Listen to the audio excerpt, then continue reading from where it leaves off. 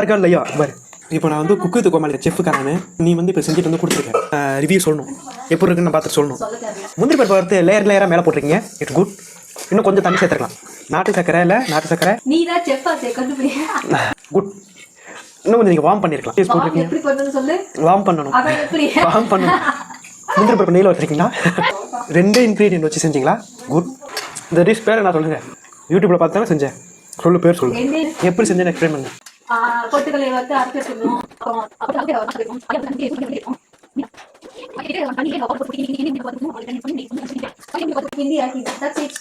Copy தூள் போட்டீங்களா? Tea தூள்? எங்க இப்ப திரும்ப சொல்லு பாப்போம். காப்பி தூள் போட்டீங்களா? நான் செஞ்சத திரும்ப சொல்லு. பொட்டுக்கல்ல எடுத்துக்கணும், அதே அளவு நாட்டு சக்கரை எடுத்துக்கணும். நாட்டு சக்கரை தண்ணியை ஊற்றி அதை கொதிக்க வைக்கணும். அப்புறம் அதே அளவு தண்ணி ஊற்றணும். அதே அளவு தண்ணி ஊற்றி கொதிக்க வச்சு வடிகட்டி ஒரு வானலில் ஊற்றி சூடேற்றிக்கிட்டு இந்த மாவு குட்டி கலக்கிட்டே இருந்தோம்னா தேங்காய் எண்ணெய் ஊற்றி ரெடி ஆகிடும். நெய் ஊற்றினா கொஞ்சம் நல்லா இருக்கும். அடுத்த தடவை ட்ரை பண்ணுவோம். பொட்டுக்கல் அல்வான்னு பேர் வச்சுக்கோ. பொட்டுக்கல் அல்வா செய்முறை எப்படின்னா, ஒரு அம்மா